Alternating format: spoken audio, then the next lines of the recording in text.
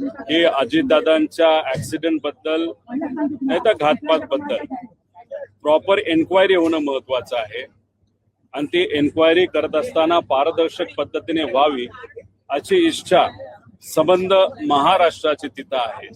त्यामुळे लोक स्वतःहून पुढाकार घेऊन दादांना न्याय मिळावा म्हणून त्या ठिकाणी तो लढा तिथं उभा करत आहेत।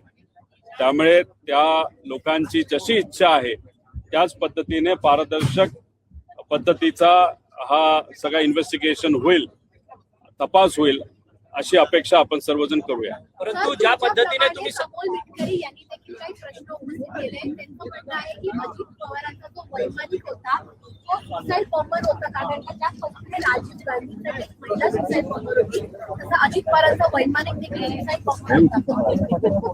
अमोलजी मिटकरी असतील तसंच भुमरेताई असतील व त्यांच्या पक्षातले अनेक लहान सहान कार्यकर्ते पदाधिकारी जे दादांवर प्रेम करत होते ते सातत्याने या विषयावर बोलत आहेत। याबद्दल मी सुद्धा डिटेल मध्ये प्रेझेंटेशन केलेलं आहे।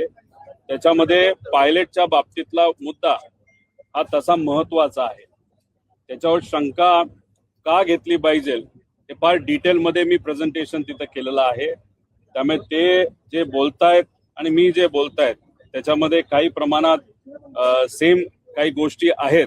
त्यामुळे जशी त्यांची इच्छा आहे तशी महाराष्ट्राची इच्छा आहे तशी माझी इच्छा आहे की पारदर्शक पद्धतीने हा तपास होणं महत्वाचं आहे। दादा पण अजित पवारांचे 2 पायलट त्याच दिवशी बदलले गेलेले होते। सातत्यानं वारंवार हा प्रश्न उपस्थित केला जातोय की सकाळी 6:30 वाजता किंवा कोणत्या प्रकारची ट्रॅफिक मुंबईमध्ये असते किंवा त्या लोकांना यायला उशीर झाला, त्यांचे कॉल डिटेल्स या सगळ्या संदर्भाची सखोल चौकशी व्हावी, या सगळ्या संदर्भातले प्रश्न उपस्थित होतात। आमची अपेक्षा आहे की CID ला हा तपास महाराष्ट्राकडनं त्या ठिकाणी दिला गेलाय।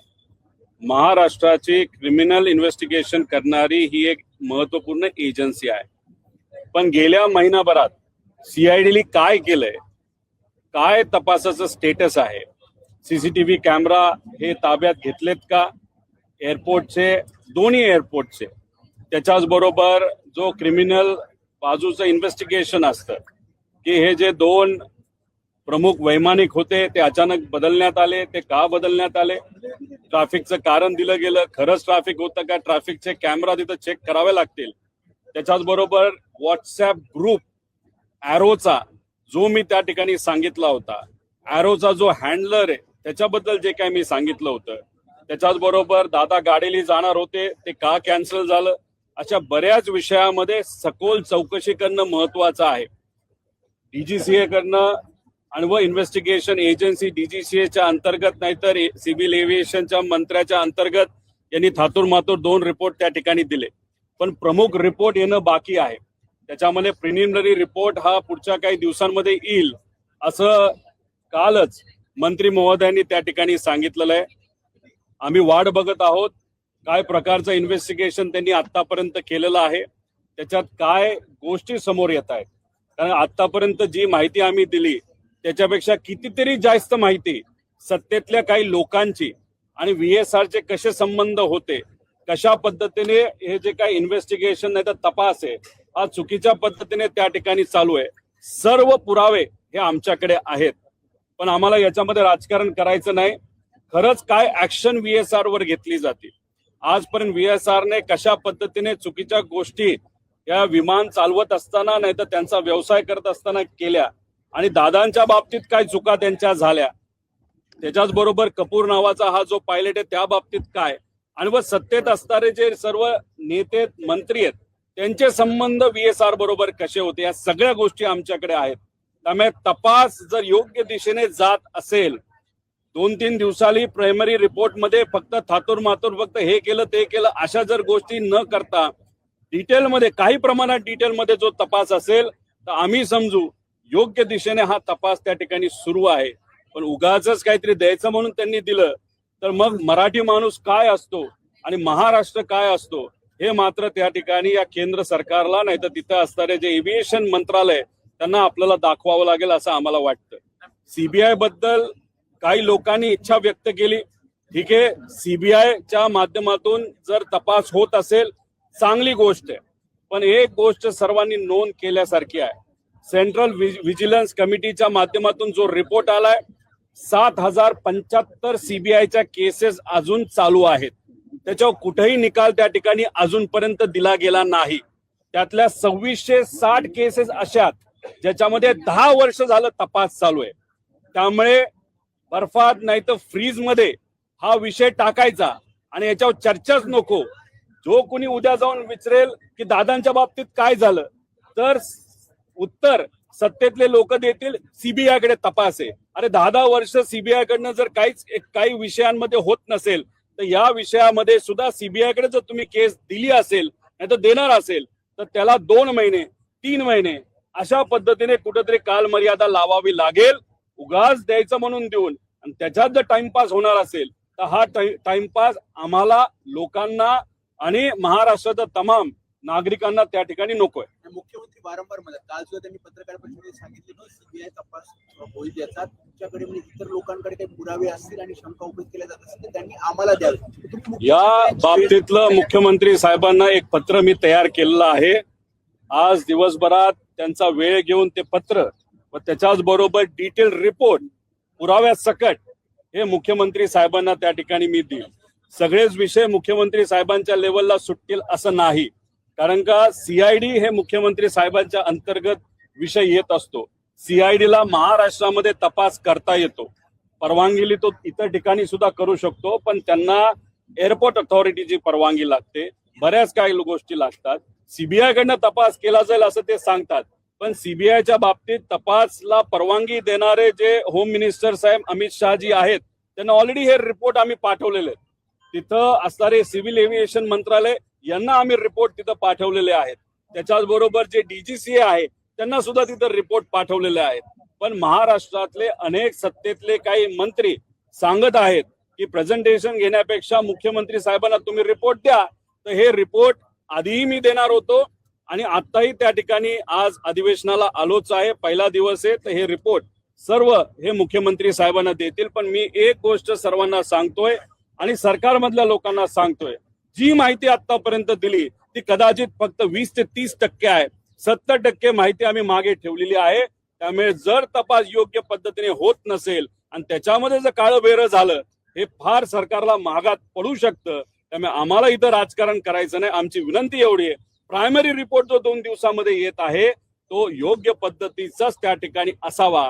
आणि ब्लॅक बॉक्सचा फोटो हा आमच्याकडे आलेला आहे, तो कसा आहे किती जळला याचे डिटेल सुद्धा आमच्याकडे आलेले आहेत. पण आम्ही वाट बघतोय की केंद्रीय एव्हिएशन मंत्रालय या बाबतीत कसा तपास करते, काय करते. त्याच्याच बरोबर श्वेता सिंग बद्दलची पण बरीच माहिती, त्यांच्यावर कशा कंप्लेंट केलेल्या आहेत, कशा पद्धतीने श्वेता सिंग या भ्रष्टाचार करत आलेले आहेत याची माहिती सुद्धा तिथं आम्हाला कळालेली आहे. त्यामुळे या लोकांना बाजूला ठेवून इन्व्हेस्टिगेशन करणं हे जास्त महत्वाचं आहे, कारण का पारदर्शक इन्व्हेस्टिगेशन मुळेच कुठेतरी दादांना त्या ठिकाणी न्याय मिळू शकतो असं आमच्या सगळ्यांची भूमिका आहे.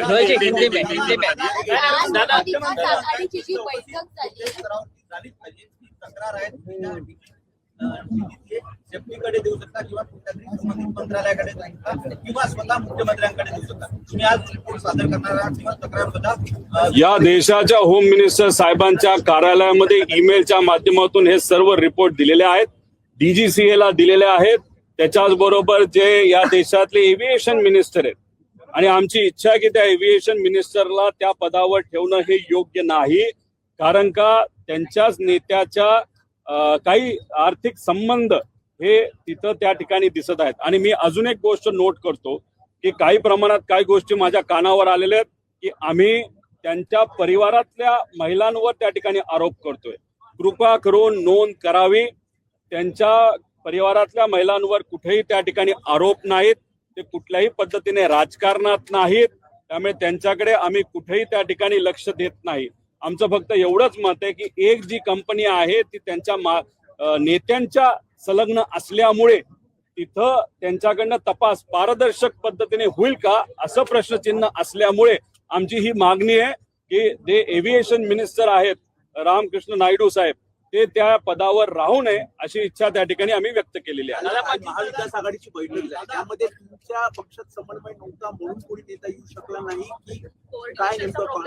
अरे हे तुम्हाला सांगतोय की आम्ही त्यांना त्या ठिकाणी सांगितलं होतं आम्हाला येणं अवघड होतंय, कारण का तिथं आलं तर मोठेच नेते यावे लागतात.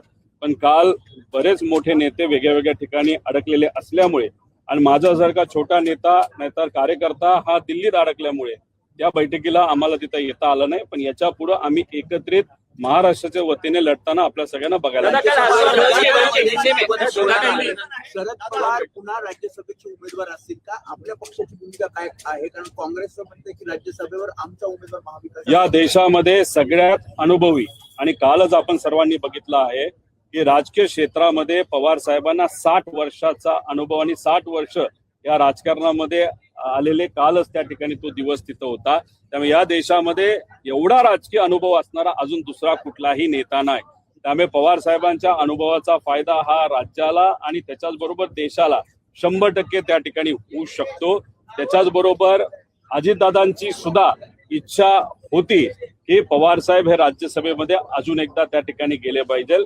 आमच्या पक्षातली सुद्धा इच्छा आहे, पण पवार साहेबांना अजून या बाबतीत आम्ही विचारलं नाही.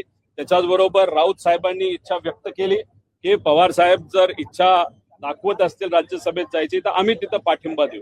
त्यामुळे या बाबतीत महाविकास आघाडीमध्ये पवार साहेबांच्या बाबतीतली कुठं चर्चा झाली असं मला तरी वाटत नाही. पण जेव्हा चर्चा होईल तेव्हा सर्व लोक पाठिंबा देतील असं विश्वास त्या ठिकाणी आम्हाला वाटतो. पक्ष आग्रही असेल पक्ष आधी पवार साहेबांशी त्या ठिकाणी बोललं जाईल. पवार साहेबांची तब्येत ही थोडीशी नरम असल्यामुळे पण आता ती चांगली आहे, त्यामुळे त्यांच्याशी डायरेक्ट कोणी तिथं संवाद या बाबतीतला केला नसावा. पण पुढच्या 2 दिवसामध्ये पवार साहेब जेव्हा मुंबईत येतील तेव्हा आमच्या पक्षातले काही नेते सुप्रियाताई हे त्यांच्याशी बोलून मग इतर पक्षाचे महाविकास आघाडीतले जे पक्ष आहेत त्या नेत्यांना त्या ठिकाणी आम्ही बोलू शकतो, बोललं जाईल आणि त्यांच्या पाठिंब्याने पवार साहेबांना जर इच्छा असेल तर ते नक्कीच राज्यसभेवर जातील. पण ही संवाद होत असताना अजितदादा पक्षाबरोबर आमचा संवाद होईल असं आम्हाला वाटत नाही, कारण दादांची ती इच्छा होती. पण आता या पक्षाची इच्छा आहे का हे त्या पक्षाच्या प्रमुखांना त्या ठिकाणी तुमच्यासाठी सुरक्षेची मागणी सातत्याने केली जाते. एक तर रोहित पवारला कुठली भीती नाही, रोहित पवार कोणाला घाबरत नाही, हे आजपर्यंत तुम्ही त्या ठिकाणी बघितलेलं आहे. काळजी कोण करते तर माझ्या परिवारातले जे सगळे लोक आहेत, ज्याच्यामध्ये माझी पत्नी असेल, मुलं असतील, आई वडील असतील, सासरे असतील आणि माझा जे काही कार्यकर्ते आणि माझे मतदारसंघातले लोक आणि सामान्य लोक यांना कुठेतरी त्या ठिकाणी काळजी वाटते. कारण हे जे काही तपास ज्या पद्धतीने अजितदादांच्या बाबतीत चाललाय तो योग्य पद्धतीने नाही चालला आणि तो योग्य पद्धतीने नाही चालल्यामुळे आणि जे काही विषय ब्लॅक बॉक्स पासून इतर विषय आल्यामुळे लोकांना जी माझी शंका आहे तीच लोकांना त्या ठिकाणी शंका वाटते. आणि सगळ्यांचं मत आहे एवढे मोठे मोठे लोक या विषयामध्ये जर असतील तर मग उद्या जाऊन माझ्या सेफ्टी बद्दल सुद्धा विषय निर्माण होऊ शकतो.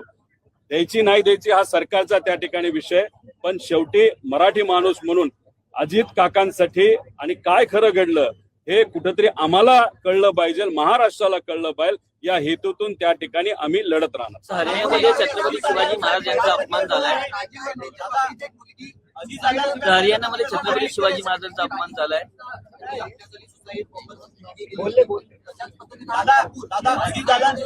बोललो सर छत्रपती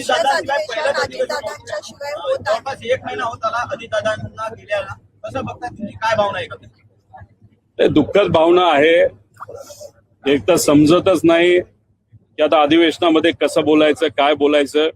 का तुम्हालाही माहिती आहे कधी कधी मीडियाशी बोलत असताना मागून दादा जेव्हा जायचे तेव्हा मिश्किलपणे ते टोमणे सुद्धा त्या ठिकाणी मला मारायचे. जेव्हा दादा आत येत असायचे तेव्हा घोळका आमदारांचा त्यांच्या बरोबर असायचा, एका रुबाबात ते इथं येत असायचे, चांगले कपडे. या अधिवेशनामध्ये येणारा पहिला माणूस, पहिला नेता कोण असायचा रोज तर ते अजितदादा असायचे. आणि सगळ्यात शेवट जाणारा नेता कोण असायचं ते अजित काका त्या ठिकाणी असायचे. असं एक व्यक्तिमत्व आज आपल्यात नाही. जेव्हा केव्हा त्यांनी अधिवेशनामध्ये मुद्दे मांडलेत, नाही तर एखादा निर्णय मंत्री म्हणून घेतलेला आहे, तो निर्णय घेत असताना महाराष्ट्राला केंद्रबिंदू ठेवलेला आहे. आणि शिस्त ही अधिवेशनात कशी असावी, कशा पद्धतीने विषय आणि मुद्दे मांडले असावेत बोलत असताना कोण कसं बोलतंय, भाषणामध्ये मध्येच कोणी ते काहीतरी बोलतंय का, या सर्व गोष्टींवर तिथं लक्ष असायचं. त्यामुळे एवढा मोठा नेता, एक मराठी माणूस, एक मराठी नेता आणि शिस्तप्रिय अनुभवी नेता आज आपल्या बरोबर नाहीये. त्यामुळे या अधिवेशनामध्ये येत असताना कुठंतरी मनामध्ये दुःख त्या ठिकाणी होतंय. पण त्यांनी आम्हा सगळ्यांना एकच गोष्ट सांगितली आहे, काही झालं तर लढत राहायचं. आणि त्या दृष्टिकोनातून आम्ही सर्वजण अधिवेशनात लोकांच्या वतीने, लोकांच्या हितासाठी, महाराष्ट्राच्या हितासाठी जे कुठले जमतील ते मुद्दे मांडत त्या ठिकाणी लढत राहू. हरियाणा दादा के बिना पहला सेशन है, आपकी आंखें नम है, क्या मुख्यमंत्री देवेंद्र फडणवीस हा अर्थसंकल्प मांडणार आहेत. ज्या प्रकारे अजित पवारांची आखणी होती या अर्थसंकल्पाबाबत, तसं मुख्यमंत्री पूर्ण करतील असं वाटतं. माझ्या अंदाजाने अजितदादांनी आतापर्यंत 11 वेळा अर्थसंकल्प या महाराष्ट्र राज्याच्या त्या ठिकाणी मांडलेला आहे. आज जर दादा असते, दुर्दैवी घटना घडली नसती, तर महाराष्ट्रामध्ये सगळ्यात जास्त वेळा मांडणारे फायनान्स मिनिस्टर हे कोण असते तर अजितदादा असते. पण आज ते आपल्यात नाहीत. तुम्ही जर बघितलं तर 82 पासूनचा त्यांचा राजकीय प्रवास आहे. एका कारखान्यामध्ये डायरेक्टर पासून त्यांचा सुरू झालेला प्रवास हा राज्याचे उपमुख्यमंत्र्यापर्यंत त्या ठिकाणी पोहोचला. काही काळ त्यांना अजून मिळाला असता तर या महाराष्ट्राचं सगळ्यात मोठं पद म्हणजे मुख्यमंत्री सुद्धा ते त्या ठिकाणी बनू शकले असते. पण आज ते नाहीत. पण त्यांनी दिलेली शिस्त, त्यांनी सांगितलेल्या गोष्टी याच्यावर लक्ष देऊन त्या आत्मसात करून आमच्यासारखे कार्यकर्ते येणाऱ्या काळामध्ये महाराष्ट्राच्या हितासाठी प्रश्न मांडत आणि काम करत त्या ठिकाणी राहू. हरियाणामध्ये छत्रपती शिवाजी महाराजांचा अपमान झालेला आहे. आपण जर पाहिलं तर रिसॉर्टमध्ये जे वॉशरूमच्या साईडवर होती छत्रपती शिवाजी महाराजांचा फोटो लावलेला आहे. जे रिसॉर्ट ते एका सत्ताधारी माणसाचं आहे तिकडच्या. लगेचच्या लगेच तिथं कारवाई करणं महत्वाचं आहे. महापुरुष आणि महामानव यांचा आदर ठेवणं फार महत्वाचं आहे. असं जर एखाद्या रिसॉर्टमध्ये झालं असेल तर ताबडतोब ते रिसॉर्ट बंद झालं पाहिजे. कोण किती कोणाच्या जवळचा आहे का विरोधातला आहे हे न बघता लगेच कारवाई करून ते रिसॉर्ट पुढचा अनेक काळ बंद कसं राहील या बाबतीतला निर्णय घेणं तितकंच महत्वाचं आहे. माझी अपेक्षा आहे की हरियाणामध्ये ज्या लोकांची सत्ता आहे, आज महाराष्ट्रामध्ये सुद्धा त्या लोकांची सत्ता आहे. लगेचच्या लगेच फोन करून लगेच कारवाई झाली तर खऱ्या अर्थाने आपल्याला या सरकारला अभिनंदन करता येईल. पण ज्या व्यक्तीने असं एखादी गोष्ट केलेली आहे तर त्याची कारवाई जेलमध्ये पाठवूनच त्याची कारवाई व्हावी असं आमच्या सगळ्यांची इच्छा आहे. रोहित जी, दादा के बिना पहला बजट सत्र है, त्या बाबतीत नोंद घ्यावी. महाराष्ट्रामध्ये जिथं कुठं महामानवांचे पुतळे, ठीक आहे, पण पुतळे बसवत असताना लोकांची भावना सुद्धा तितकीच महत्वाची आहे. त्यामुळे लोकांना विश्वासात घेऊन नियम काय आहेत ते थोडंसं बघून, तिथं जागा आहे का, उद्या जाऊन विटंबना होणार नाही, कंपाऊंड आहे का, बऱ्याच काय गोष्टी बघून या बाबतीत काय करायचं सर्वच महामानवांच्या बाबतीत सरकारने त्या बाबतीत निर्णय घेणं तितकंच महत्वाचं आहे. जर समजा अशा महाराष्ट्रामध्ये अशा सत्तेमध्ये चढाओढीमध्ये जर महाराष्ट्राच्या एका दिग्गज नेत्याला जर अपघात असू दे किंवा काही घटना आपण संशयात्मक आपण त्या दृष्टीकोन बघतोय, तर असं जर घडत असेल या महाराष्ट्रामध्ये, पुरोगामी महाराष्ट्रामध्ये, तर तुम्ही कसं बघता? घडत असेल तर का घडत नसेल हे माहित नाही. पण एक गोष्ट तुम्हाला सांगतो, महाराष्ट्राचा मराठी माणूस अजितदादांच्या बाबतीत काय झालंय हे खऱ्या गोष्टी पुढे आल्याशिवाय शांत बसणार नाही. त्यामुळे आम्ही कुठेही काही अन्याय होणार नाही या निकालामध्ये, नाही तर त्या इन्व्हेस्टिगेशन मध्ये तो योग्य आणि पारदर्शक पद्धतीने व्हावं यासाठी महाराष्ट्रातला एका कानाकोपऱ्यातला साधातला साधा माणूस पासून आमदारापर्यंत काही ठराविक नेते यासाठी त्या ठिकाणी लढत आहेत. पण माझं एवढंच म्हणणं आहे की ज्या ज्या लोकांना अनुभव आहे, ओळखी आहेत, त्या लोकांनी सुद्धा पुढाकार घेण्याची जरूरत आहे. आम्ही आमच्या लेवलला विरोधात असताना तिथं लढतोय, पण काही लोक असे सत्तेत आहेत, त्यांना एव्हिएशन मंत्रालय काय असतं, कसं असतं, त्यांच्या ओळखी आहेत. बऱ्याच काही गोष्टी जरा खोलात जाऊन चर्चा करून माहिती काढून काय खरं घडलंय हे माहिती घेण्यासाठी जर त्यांनी तिथं प्रयत्न केले तर मला असं वाटतं की इन्व्हेस्टिगेशनला थोडीशी, नाही तर तपास यंत्रणेला सुद्धा त्या बाबतीतली मदत होऊ शकते. पण तो त्यांचा विषय, आमच्या लेवलवर आणि महाराष्ट्राच्या लेवलवर आम्ही तिथं लढत आहोत. रोहित जी, दादा के बिना पहला बजट सत्र है, आंखें आपकी नम है, क्या उनके कामकाज को किस तरीके से याद करते? देखो, दादा के बारे में अगर बात करनी हो तो बहुत स्ट्रिक्ट नेता थे, डिसिप्लिन नेता थे. महाराष्ट्र के बजट का उन्होंने 11 बार उन्होंने वहां पे वो प्रस्तुत किया था. आज अगर वो हमारे बीच होते तो 12 बार, और महाराष्ट्र में सबसे ज्यादा किस व्यक्ति ने ये बजट प्रस्तुत किया था वो वहां पे होते, पर आज वो नहीं है. अभी महाराष्ट्र के हित में जो विषय है वो वहां पे हम प्रस्तुत करेंगे, वहां पे बोलने की कोशिश वहां पे करेंगे, क्योंकि दादा ने हमको कहा था कुछ भी हो जाए लेकिन महाराष्ट्र के प्रति, लोगों के प्रति, मराठी व्यक्ति के प्रति आपको लड़ना ही होगा। उस एंगल से हम लड़ते जाएंगे, लेकिन ये लड़ते लड़ते जो विषय हमने हाथ में लिया है दादा के एक्सीडेंट के बारे में, उस बारे में भी हम जहां जहां मिलेगी वहां पे हम चर्चा करेंगे। वहां पे ट्रांसपेरेंट लेवल की इन्वेस्टिगेशन वहां पे हो रही कि नहीं हो रही उसके बारे में भी हम ध्यान देंगे। आप लगातार केंद्रीय उड्डयन मंत्री के इस्तीफे की मांग कर रहे हैं और इंडिपेंडेंट जांच की बात कर रहे हैं, क्या कुछ ऐसा है कि आप इस्तीफे की मांग कर रहे हैं? देखो हमारे विधानसभा में मुद्दा उठाएंगे क्या? नहीं, अभी केंद्र सरकार के जो मंत्री है, क्योंकि ये जो पूरा इन्वेस्टिगेशन है वो केंद्र सरकार के हाथ में है। अभी यहाँ पे सीबीआई को ये केस दिया, ऐसे वो बोल रहे दिया नहीं दिया, वो देखने की जरूरत है। सीआईडी ने जो तपास किया है या इन्वेस्टिगेशन किया है उसका प्रोग्रेस क्या है ये सरकार को वहां पे बताना पड़ेगा। लेकिन कल ही जो स्टेट मिनिस्टर है केंद्र के, मुरली मनोहर, उन्होंने वहां पे कहा है कि 2 दिन में वो रिपोर्ट आएगा। 2-3 दिन रिपोर्ट के लिए हम वेट करेंगे। रिपोर्ट कितना डिटेल में है या सिर्फ देने के लिए रिपोर्ट वहां पे दिया है, क्योंकि आज तक सिर्फ देने के लिए रिपोर्ट उन्होंने दिया है, तो उस बारे में थोड़ा सा हम देखेंगे रिपोर्ट को। उसके बाद फिर अधिवेशन में वो विषय लेना न लेना, वहां पे हमारे नेता के साथ हम वहां पे वो विषय लेंगे। लेकिन सीबीआई के बारे में आप सबको एक चीज मालूम होनी चाहिए, सीबीसी रिपोर्ट जो सेंट्रल विजिलेंस कमेटी है उनका जो रिपोर्ट है, उस रिपोर्ट के हिसाब से सीबीआई के पास 7,065 केसेस अभी तक प्रलंबित है। उसमें से 2,660 केसेस ऐसे हैं जो 10 साल से प्रलंबित है। तो हम चाहते हैं कि सीबीआई को अगर केस आप दे रहे हो 2-3 महीने का टारगेट वहां पे रखना चाहिए, नहीं तो आप सीबीआई को दे दी केस और 4 साल तक 5 साल तक आप हमको यही कहेंगे कि सीबीआई के पास दिए, सीबीआई के पास दिए, वो हमको नहीं चलेगा। और हर वक्त आफ्टर एवरी इंटरवल वहां पे हमको प्रोग्रेस रिपोर्ट वहां पे चाहिए होगा। उसके लिए क्या मैकेनिज्म आप वहां पे डिवाइस करोगे या ऑर्गेनाइज करोगे, उसकी भी बात हमको बतानी पड़ेगी। आपके पास तमाम डॉक्यूमेंट्री एविडेंसेस हैं, क्या आज आप मुख्यमंत्री से मिलकर इन्हें सौंपेंगे और क्या कुछ है आपसे? देखो, ये डॉक्यूमेंट्री एविडेंस आज तक हमने जो प्रेजेंट किए थे वो हमने होम मिनिस्टर देश के अमित जी शाह, उनको ईमेल के माध्यम से उनको दिया है। उसी के साथ एविएशन मंत्रालय को भी दिया है, डीजीसीए को भी वहां पे हमने इंफॉर्मेशन दी है। उसी के साथ आज यहाँ पे मुख्यमंत्री साहब को जब मैं मिलूंगा तब उनको ये रिपोर्ट वहां पे दूंगा। लेकिन ये रिपोर्ट देते वक्त एक चीज और है, हमारे लेवल की जो भी इंफॉर्मेशन निकालने की कोशिश है वो अभी चालू है। हमारे पास बहुत सारा इंफॉर्मेशन अभी आ रहा है और आ भी गया है, इसीलिए कल परसों जो रिपोर्ट आने वाला है उस रिपोर्ट में कोई भी हद तक वहां पे मैनिपुलेशन नहीं चाहिए, वहां पे ट्रांसपेरेंसी हम सबको चाहिए। और डिटेल एक प्रिलिमिनरी रिपोर्ट अगर आएगा और उस रिपोर्ट को देखने के बाद हाँ वीएसआर पे एक्शन लिया गया है, श्वेता सिंह जो भी है उस पे ऊपर एक्शन लिया गया है, क्योंकि श्वेता सिंह के बारे में भी बहुत सारे रिपोर्ट्स, उनके बारे में कंप्लेंट्स और कुछ कोर्ट केसेस हमारे पास आई है। तो इसलिए प्रिलिमिनरी रिपोर्ट में बहुत डिटेल रिपोर्ट होने की जरूरत है। अगर वो रिपोर्ट सिर्फ देने के लिए दिया होगा तो उसके बाद फिर हम और एक प्रेस कॉन्फ्रेंस के माध्यम से लोगों के सामने जो बड़े लोग इस वीएसआर के साथ जुड़े हैं उनके बारे में पर्दाफाश वहां पे करेंगे।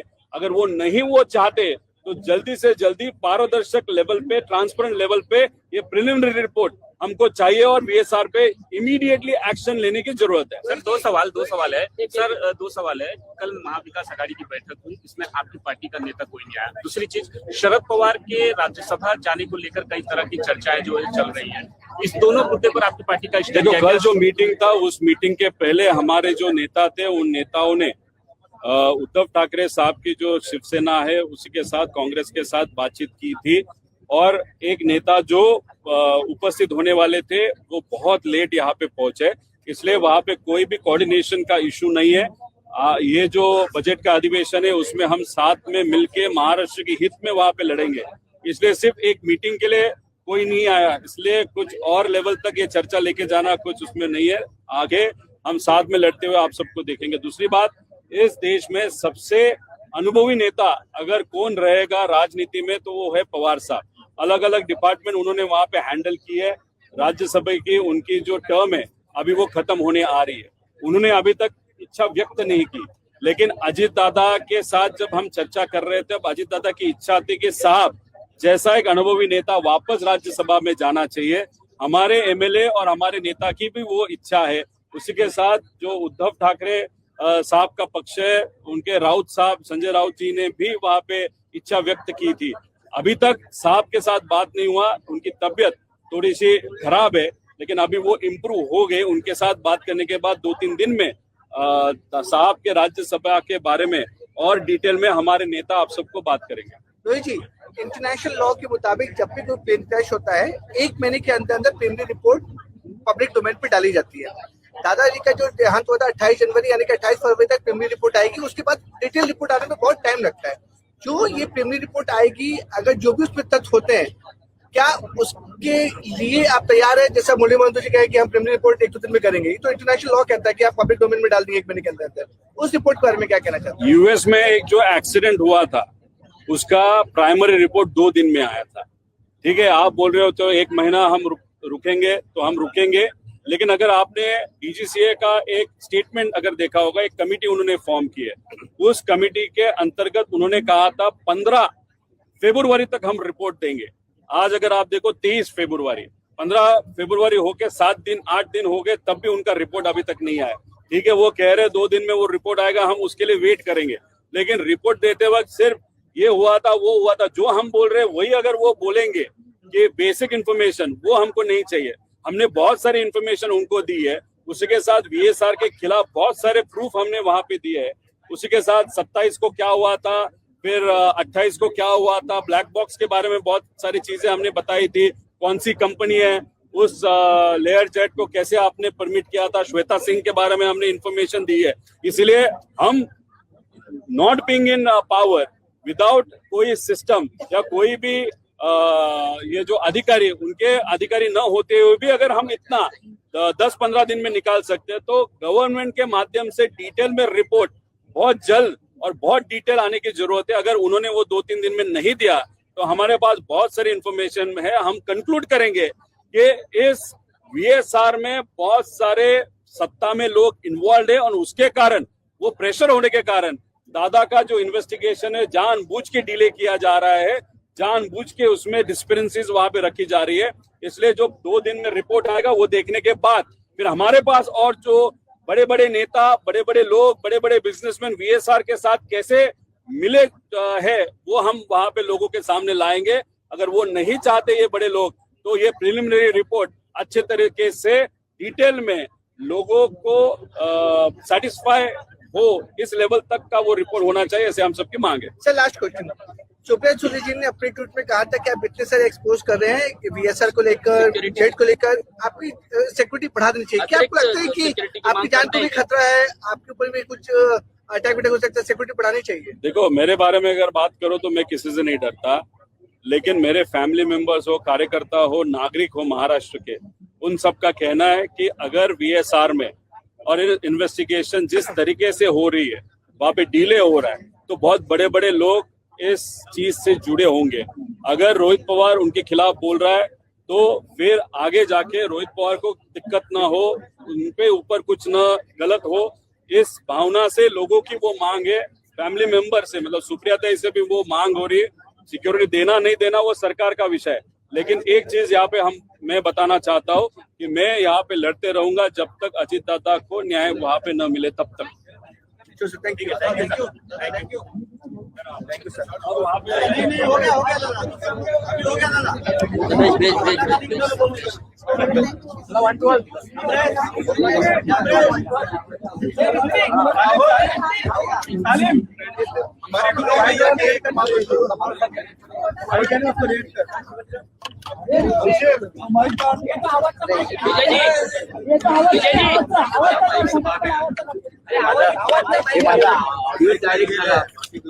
हे पण माझा ऑडिओ डायरेक्ट झाला, कसं काय होणार?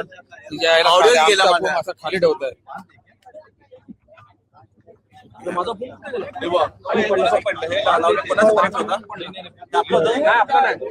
आवाज काढ ना, आगे बाजूला घे, आगे बाजूला घे. ब्लूटूथ कोणाचा आहे अरे मॅडमचा मॅडमचा हे काय माझ्या साईडला गेला खाली घुसायचा आवाज साईडला घे हे पण परत टाकतंय काय माईक टाकतंय रे आम्ही लावायचंच नाही का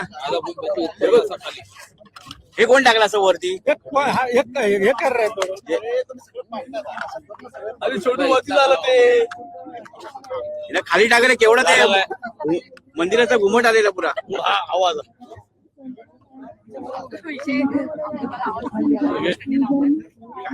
तू काय काढतोयस तू एक मिनिट चला चला मला पडला बे पडला तो बे पडला हा बघ हे बघ माझाच माईक मी याला बांधलेला